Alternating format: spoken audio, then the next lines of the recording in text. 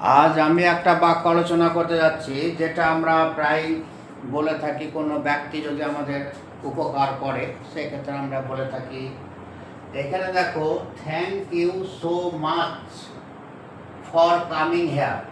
এইখানে কর্তা উজ্জ আছে, তা সত্ত্বেও কিন্তু এটা একটা বাক্য। এবার thank you so much for coming here, আমরা এই ইংরেজি শব্দগুলোর বাংলা অর্থ শেষ থেকে সাজাতে সাজাতে যাব, বা লিখতে লিখতে যাব, বা বুঝতে বুঝতে যাব। এই পদ্ধতির মাধ্যমে করলে কিন্তু আমরা ইংরেজি বাক্যটার বাংলা অর্থ কিছুটা না হলেও, কিছুটা কেন অনেকটাই আমরা বুঝতে পারবো। তাহলে কি আছে, thank you so much for coming here. এবারের বাংলা মানে বসায়, তাহলে কি হবে, এখানে আসার জন্য অনেক অনেক তোমাকে ধন্যবাদ জানাই। এইবার বলছি, মনে হয় যে কী ধরনের বাক্য বলছে। আমি কিন্তু